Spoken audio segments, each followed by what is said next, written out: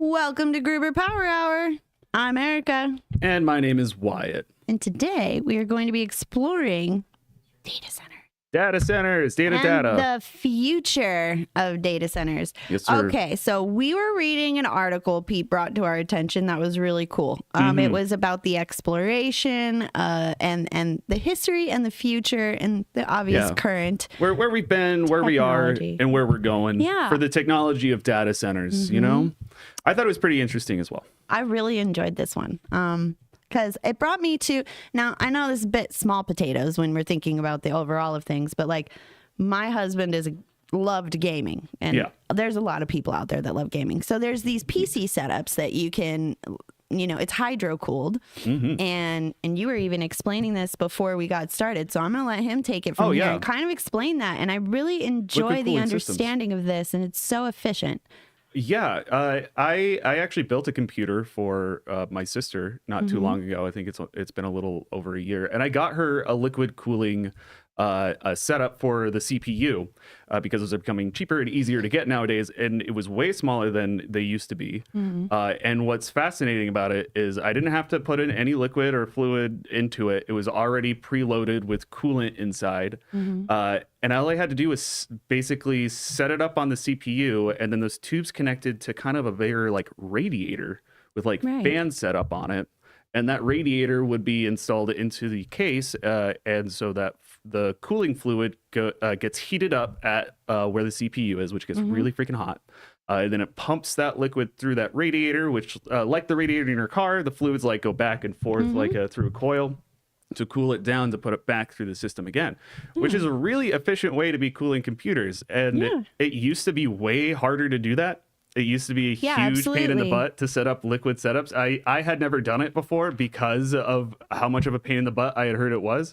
But now it's so dang easy. Right. That it's like, I'm almost like, why would I ever do a different way? I've been hearing about it so much. And then going from just a small computer to Microsoft and everybody dropping these giant islands into the ocean kind of a thing. Like this is... You take that idea and expand it out to like a data center, which is like, tons of computers, servers out the wazoo. You're generating like gigawatts of heat, which is really like going through the history of when we read this article of data centers and the things that have changed. That's been the biggest challenge, it seems, is maintaining the efficiency of cooling, because that's where the power struggles really come into play. True.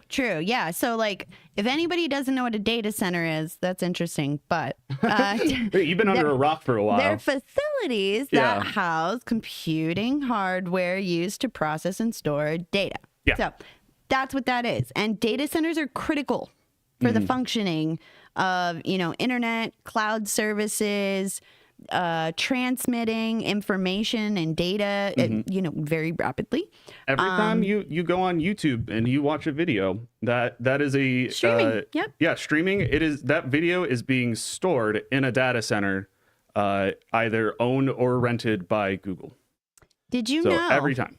Fun fact that data centers consume approximately 2% of the total electricity of the world, which is crazy when you think about it. 2%. 2%. Because then you realize that a lot. Data centers, because one of the things that we learned, it doesn't sound like a lot. But then you consider the fact that they started building data centers in I think, the 80s or something? Like the 80s is 54? 54. I think the first one recognizable as a data center was closer to the 80s. The 80s, yep. 1980s. It was a client server. So you think about how little time that is. That's actually an insane amount of power to to increase. And then looking in the future, we know it's going to only keep going up exponentially, because we're doing more and more streaming, more stuff being stored on the internet. We do so much via computers nowadays that those needs are only going to go up. Yeah, especially with video streaming. That really did. That exploded it. Businesses had to shift to cloud computing. Yeah. Because of the streaming. And, it doesn't matter. Oh, we have someone out there. Hello. Hello on Instagram. Faison. I think is a ho. That's not the way to pronounce that, but that's the way that I did. I'm doing it because let me it's use fun. my French accent. Oui, baguette. So with that, the power hungry AIs. That's kind of that's the other thing. Looking into the future is AI has started to be implemented. It uses so much power to run AI machine algorithm learning stuff. It really, really does. And so that's going to be really ballooning these costs for data centers. 160% is projected to have increased in power consumption by 2030. Damn. That's wild. That is a lot. That made me go, what? Are you sure? Yeah, right? But to keep up with the demand in this article, it even expresses the number of hyperscale data centers has doubled in the past 4 years. Yeah. And the VP of engineering at Amazon, so he told everybody at that 2024 energy conference that new data center every 3 days. Every 3 days, a data center is being built and opened, which is crazy. That almost sounds like the amount of babies that people have. That's the amount of data centers we're going to eventually have. That might have sounded funny. So then there's it goes on to talk about like Stargate, the OpenAI and Stargate projects. Yeah, looking in the future. $100 billion. Whoa. That's this project. For this project to try, and I was reading about that. So to catch up, if you're listening or watching, so the idea is to open a data center in space, in orbit. And I have mixed feelings on the practicality of how that. The temperature, though. You see, but with that temperature and with the power consumption and it bringing, so think about it like Verizon, right? Everybody who has Verizon right now really doesn't like them. Yes. You're constantly down. You're not getting any of the Wi-Fi signal. You're not getting any, it's not coming in. Your data's not coming in. It's like from sender to receiver to transmitter to receiver, whatever. It's just not computing properly. And they're constantly shutting it down. And if there wasn't as much, maybe I need to explain this a little bit differently. Like, do you feel like if there was less things interruption in between each step to getting to you, if instead of if it just came directly from like a satellite? An efficient one, yeah. An efficient one, yeah. Well, like hopefully that's Stargate. Obviously, I don't know a ton about the physics and stuff of it, but you brought up temperature and stuff like that because I think that's kind of the main idea. Is people think, oh, if you set up a data center in space, it's going to be so much easier to maintain those lower temperatures. But that is actually a common misconception that it's cold in space. Well, because then there's the radiation. There's the radiation that you have to protect it from the sun itself. And then being in a void when it comes to transferring heat energy, it may not be as efficient as you may assume that it is. Yeah. Because the thing with moving heat from one thing to another, like when we talked about the liquid cooling, you're taking that heat energy that's coming off of that CPU and moving it to the radiator where it gets distributed and sent out and then picked back up again. But if you're in a void where there isn't anything to absorb that heat, it's actually may not be quite as efficient as people would think. I assume it'll eventually be more effective and more efficient, but they've already launched it, and it's like they've already launched tests, right? They've done tests, but right now they just can't find a more feasible way to make rockets to get her up there. Yeah. And there's also like the fossil fuels and all of that stuff. That was what I was going to mention is there's the environmental impact from it. Those SpaceX launches actually are horrible for the environment. And doing more of those may cause issues because it's not just the initial launch. You have to maintain that sucker up there too. Because we were also talking about the risks that come from it getting hit by radiation, space debris, things like that. Like it's going to require maintenance and that'll be expensive. It is better for the environment considered now than when they launched like an Apollo. Oh yeah. Yeah, so, for sure. Like, I mean, we've come a long way and innovated for sure. We've come a long way. But I mean, the power plants are stuck in queue while they're like wait for permission. Yeah. So we haven't upgraded this power grid, which we've talked about on a podcast before as well. We haven't upgraded the power grid, so it's not going to be capable of sustaining, which we all have noticed. And where I was going with that whole Verizon and the signal thing is like when you're in a concrete building. and you have very effective, let's say, triple pane windows, the Wi-Fi signal can't. The signal itself can't impede it. Come right? out. It can't. Yeah. It's so. Think about like outside, Superman can't see through lead. It's the same. It's a similar idea. The radiation, that signal isn't able to penetrate through thicker materials. Right. So I feel like there's so many signal disruptions everywhere that it can be more effective. Yeah. It absolutely can be more effective, but we have to upgrade the power grid. We have to upgrade. The infrastructure is not caught up to the need. No, because like you it's stuck said, in like the we're 70s. Exactly. We're building data centers, but we don't have the capacity to take care of them because we haven't been investing in infrastructure, which is so disappointing. Right. One of the neat things that I read from the article I that I being like on Zoom calls because they just the whole time, and then you're like, what? Just send it in an email. I shilled for nuclear energy on this podcast before. And one of the coolest things that I remember that I read from that article is there are data centers that are being built that have reactors as part of the structure itself. So it's like a self-sustaining. Right? Yeah, I think I mentioned that's one of the things they're working on. So the idea is that this data center not only is built, and when it opens, already has plenty of power, it's producing more than it even needs. But I think it's pretty rad. I agree. I think it's a good idea. It's a good idea that they're upgrading parallel to each other, whereas it seems like a bad idea to be building tons of data centers and then not having the infrastructure to use them. Yeah. I believe they're going to definitely move into the nuclear side of things because it is cleaner power. It is. It really is. But with great power comes great responsibility. So in case you don't know, because at first in my electricity research over the last few years is like I didn't understand dirty and clean energy as much as I would want to. So dirty energy being like the fossil fuels, oil, coal, things along that line that have to be mined for, I suppose. They're resources that are more finite, that when consumed have byproducts that are not great for the rest of the world. And it would be nice to be able to move data centers and move servers and move these things away from civilization and have more land space for the human population to grow and maybe even farm. Yeah, I see that. I think I know where you're getting to. I'm down to eat my own corn. But having a new data center every 3 days, that's a lot. That sounds like a lot. That is a lot. That's but so much. Speaking of some of the other stuff in saving space, Microsoft did a really interesting experiment that was also talked about in this article that we're sharing. Yeah.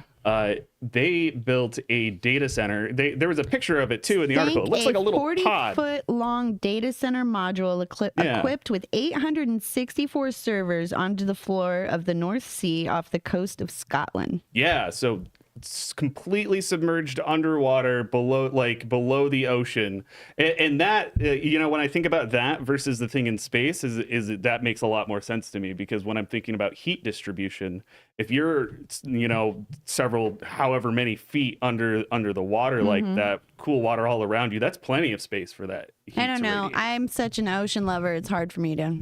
I totally get that. I wouldn't, if I found out that they were destroying the environments they were put in, I'd be pissed. Like, because it's gonna have some form of noise. Yeah, there could be unintentional side effects to the right. But to the I don't know. I'm not too much of a greener on that one. But I'm all for innovation.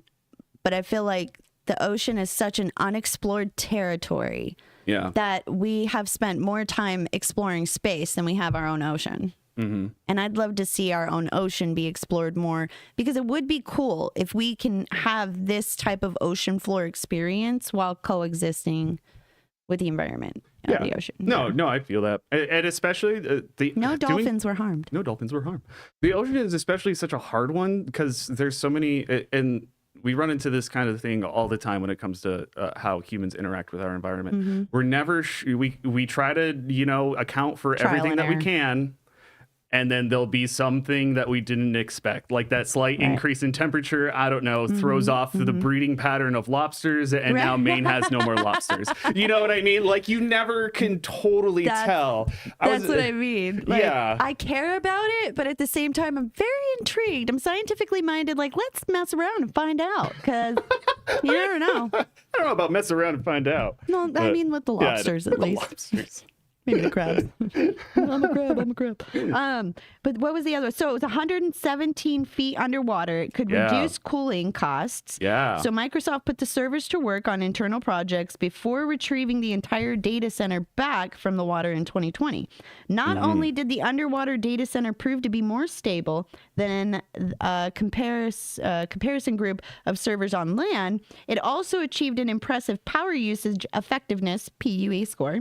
The standard metric used to measure data efficiency of 1.07. An ideal score is 1. Yes. And an average data center is 1.55.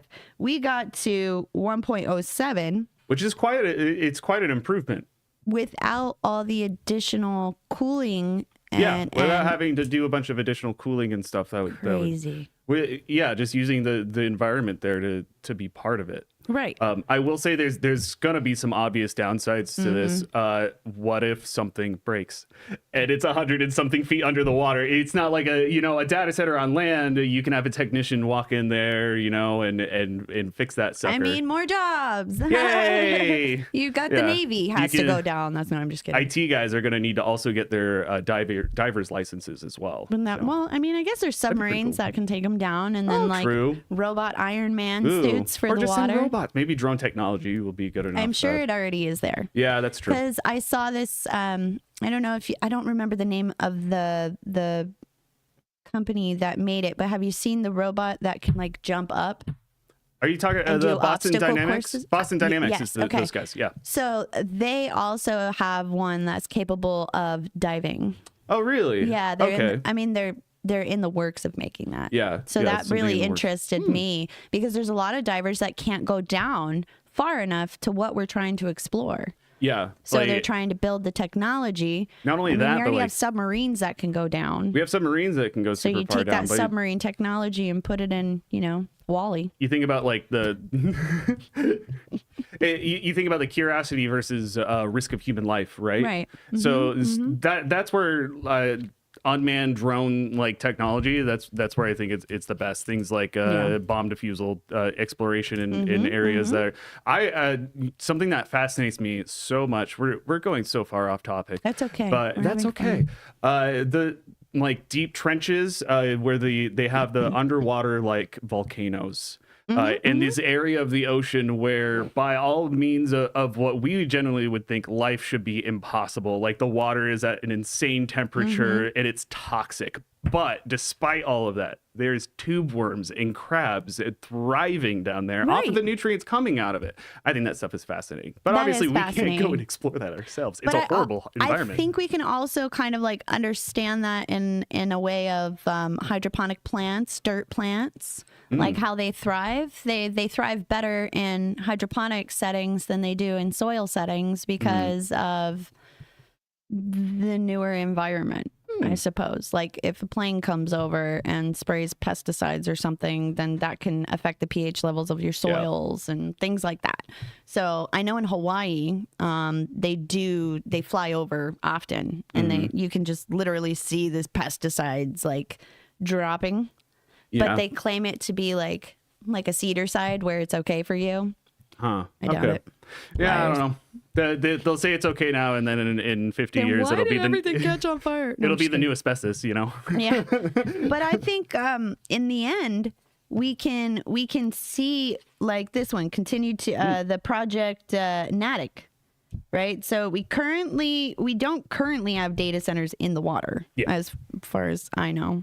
I don't believe so. It's still in the works, in the idea stage. They're prototyping it. They took it out. They took it out because they were it was a test. It was there for a couple of years. But that same year, like we were talking about before, the firm Highlander in China Highlander had teamed up with the Chinese government and began building an underwater data center off the coast of Hainan Island in China.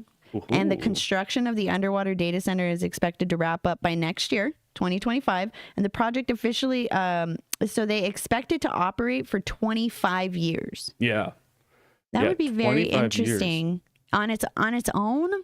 That's the part of this article. They also estimated it would be 40 to 60% more power efficient than an onshore center If successful, it could inspire others to take advantage of benefits of building it. What I took from that is that the 25 years is more like it's what the life expectancy of it. They have to do some maintenance. There would have to be. You can't just leave it for 25 years and expect to be okay. I'm assuming that's what maintenance. Forget it. It's not if like only a crock things pot. work like that, especially in the ocean. You don't set it and forget it in the ocean. I don't know. I mean, I would assume remote monitoring, things along that line. Oh, Hire yeah. Gruber.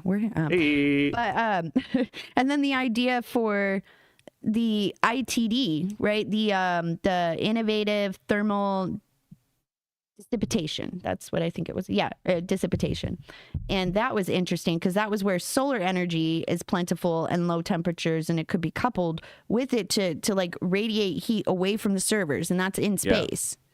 Yeah. Okay. Right? So they're using, and it's technically an electric current that deflects the radiation. That sounds so above my physics knowledge. No. I have a very broad but shallow knowledge of so many things. But SpaceX, so it says it's the idea for space-based data centers is not obviously new. And the new recent evolution of space access with SpaceX, for instance, they also, and with the improvement of the digital sector. So it would say it now more realistic and consider a data center in space. The system architect of space manufacturing is called Freethink, and I want to watch them. I want to understand how this is supposed to play out. And Elon has so many freaking projects. I just don't even. How's this guy sleep? Maybe he's a robot. And they want to explore it, and the European Commission contracted Advanced Space Cloud for Europe Net Zero to initiate the process. It's called Ascend. So they're like initiating this process in Europe to get themselves to net neutral, to be more space data center oriented. I think that's pretty cool. Interested. You know, I'm down to see where it goes. Like you said, like I don't think, especially the idea of putting satellites up and internet coming just from there. I don't think because I think the world will always need like a hardline internet. Yeah. I don't think it's gonna because it's always, just but probably. Well, yeah, but There's got to be a foundation somewhere. It's the most secure. Like if you're doing a Zoom call, if I do it over hardline, it's probably going to be more. It's more receptive. Stable. Yeah, a lot more stable. Yeah. The stability is what you get like from when you go hardline. Wi-Fi or hardwire. Exactly. Wi-Fi versus hardwire. Like you're going to get more consistent speeds and like data sharing from the hard line. You may you'll run into some interruptions with Wi-Fi if other devices come onto the same network that can cause an interruption. Whereas if you're hardwired, it doesn't. Yeah, if you're hardwired, boom, you got it. Unless you gave your kid the codes. We got a question on Instagram from tossif.tab.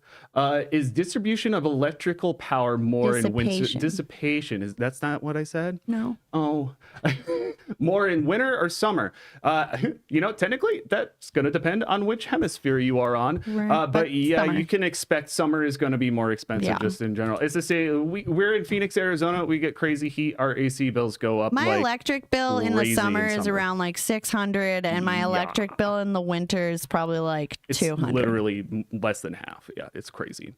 So yeah, it's summer. Really, it's, if the temperature is hotter outside, it's going to be harder to maintain those inside temperatures. I think that's, the thermal dynamics of it. Just allow that. Yeah, I agree. Oh, I just keep loving this article. I thank you, Pete, because this was a cool article to read. Yeah, it took me about 4 days to read this and really comb through it and understand what it's trying to say, that we could talk about it. And I think the most highlighted thing of all of it was the sustainability practices and then regulatory practices and how stunted it is for companies like this. Companies out there that want to do that. And I think it's very Kashmir, India. Thank you. Cool. That's where he is. Kashmir, India. Yeah. So then, I would probably summer is going to be hot. Too. Yeah. Unless your data center happens to be in Australia or, in which case it would just be vice versa. But data centers are like so very up and coming. There's a lot more of them coming around. There's a lot of companies that don't understand the use of a data center and kind of have to be remember how it out. Like a couple of years ago, everybody was saying put it on the cloud, but nobody understood what the cloud was. The Yeah, cloud is it data felt like centers. the That's all it government. is. Just they. You're giving your information it's on to the them. cloud.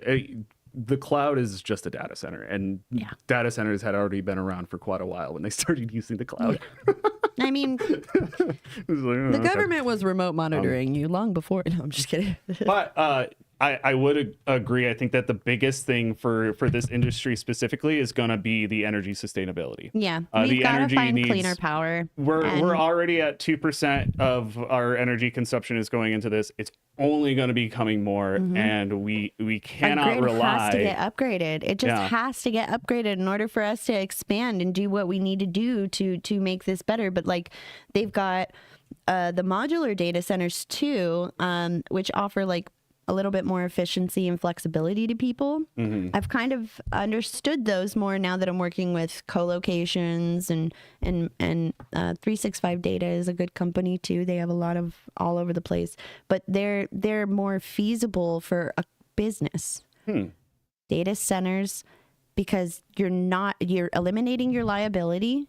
For a lot of it, you're having the ability to have more of a wholesale relationship and a vendor relationship, which then networks and markets and makes your company more profitable in the end because you're more technology driven and you're innovative. And if you are technology driven and innovative, then customers and other companies are more likely to want to work with you, and to want to innovate with you and maybe even invest in you. So if you think that having no online presence whatsoever is intelligent as a business owner, maybe that is working for you because your client basis is so maybe you have like longevity. A local, you have a lot of longevity. Yeah, longevity. Maybe you established your base of business before the internet. Or you have a hard product that they're buying rather than a technology-based product, so you don't find the use for a data center. But what I do know is every time you have a third party answering phone calls for you, they're in a data center. Yep. There has to be a server room established with a call center, and if you're operating a CRM or any kind of software whatsoever that requires you to have that data and then be able to archive that data, like all of that has to be on a cloud. I think it used to be more viable to try and host your data in-house, like at your business, by like having your own like server rack. And like there's benefits to having it done locally, you know, because like you have like full your own access VPN to or something. Yeah, like that kind of, not exactly like your own VPN, but like if you wanted to host your website, but you didn't want to go through a data center, you wanted to do it yourself, then you could get a server and set it up yourself. But and that used to be a decent way to do it. Nowadays, because so many data centers that are like, you know, private and selling like the space that they have on those data centers, it's just become more economically viable to just go with one of those. That's basically companies like GoDaddy. That's what they do. They just have data centers. I mean, these guys over in Europe are saying that they're putting together a roadmap, and the goal is to secure funding to deploy 13 space data centers, or also known as the building blocks, in 2036. Yeah. These would have the capacity of 10 megawatts. So much. That's completely commercializable. Yeah. That's a word, right? Commercializationable. It can be now. It is. I made it up. Maybe I didn't. But it orders the magnitude, like it's smaller than a ground-based data center, but yet it's requiring it's giving out more than a land-based data center. That's interesting to me. How that's wild. I wonder if those numbers that they're getting. Sorry, excuse me. I wonder if those numbers that they're getting are based on estimates on where the technology that they expect to have to be able to launch at that point, like what they think will be ready. So I would be interested to see what the actual end product ends up looking like. A gigawatt by 2050. I mean, if they can do that, then hell yeah, all power. They have to adopt a more efficient hardware, cooling systems, powering the solar, wind. I think solar, wind. I think are going to be meals. I think that it was great in the beginning, but we've moved on. I think that there's still room in specific places. Like there's certain areas that are just like so perfect for wind, it's almost a waste. Like there's this one specific area that I think of when this comes up. When I'm driving from here in Phoenix to like San Diego. There's a whole farm. There's that farm that you go through. The reason that farm is there is because like that like little valley was literally carved out by how much wind goes through there. But so based on what they consistently. say, it takes more to power it than the power it provides. Who's they? I don't know. The internet. The internet and real I think the statistics. Is there any practical... Okay. Ooh. Tasseth. Is there any practical location where electricity through superconductor. By the way, you people are doing the awesome job. Hey, accelerating your knowledge. Hey, that's what it's all about. Practical location where we electricity through superconductivity. There may be a slight language barrier. If you're watching, chime in. Superconductivity. Is there any practical location? Like, it sounds like to me like the ocean is the current practical issue. Yeah, as far as like but we kind of already talked about the ups and downs of like, you know, who knows what we would be messing up by building data centers in the ocean potentially. But still, I mean, we're not building it in the ocean, we're dropping it in there. Yeah, which I think would be more I don't know. We're kind of running out of time, but it is time. I got to go through this timeline real quick because this is pretty cool, and it was kind of one of the points of the whole article, right? Because it was one of the most it was the most accurate timeline that we had found. So it was 1954. IBM researcher John Backus introduces the concept of time sharing as a way to make computing cheaper and more efficient. By time sharing, a big computer could be used as several small ones.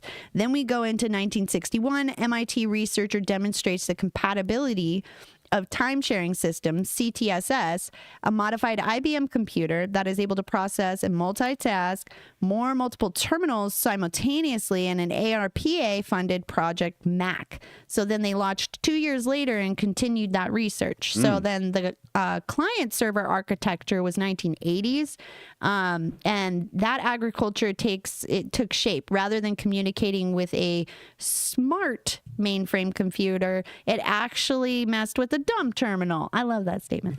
Dumb terminals. Dumb. A person who can now in the 80s perform some tasks locally on a PC, aka the client, while outsourcing others to more powered shared computers, aka the server, and which often housed a server room or a tiny processor in a modern data center environment. And then in 1989, Telehouse America builds the first co-location data center in Staten Island, New York. Of course, it's New York. And then typically these facilities provide power and cooling for IT equipment owned and operated by multiple consumers, but they sometimes rent out hardware and processing bandwidth too.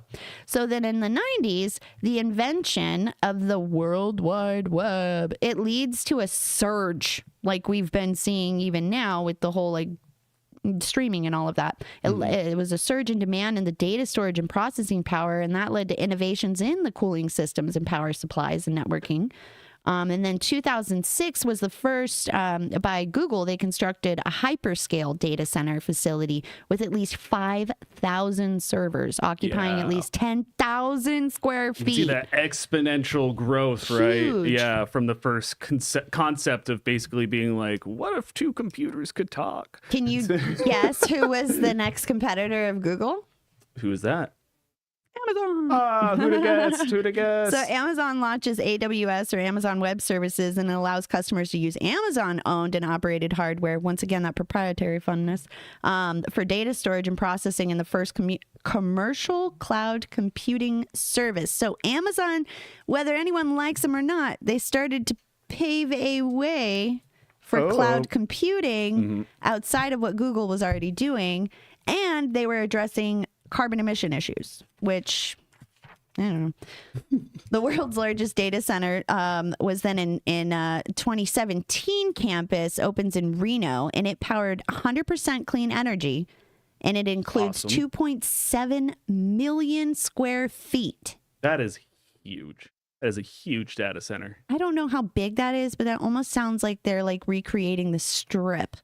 Data centers in 2023 now consume 1 to 1.5% of the world's electricity. That's what I was talking about earlier. And it generates 1% of its energy related to greenhouse gas emissions. Like this just, it's skyrocketing. Yeah. Like not even every decade. It's like every half decade. That's exponential, bro. Every year it's going to need more than the last year. So there is importance of rethinking how we build and operate data centers for sustainable futures. I mean, we encourage all of you to consider, the environment impact in your own activities, but then also to innovate, help. I mean, share ideas. Let's share ideas, throw some innovate, stuff out there. Think we'll only be able to meet these demands and be able to meet our environmental goals through innovation and working together. Yeah. So we're going to wrap this up on that thought. I'm Erica. I'm Wyatt. Thanks for coming to Gruber Power Hour. We'll see you next week. Have a good night.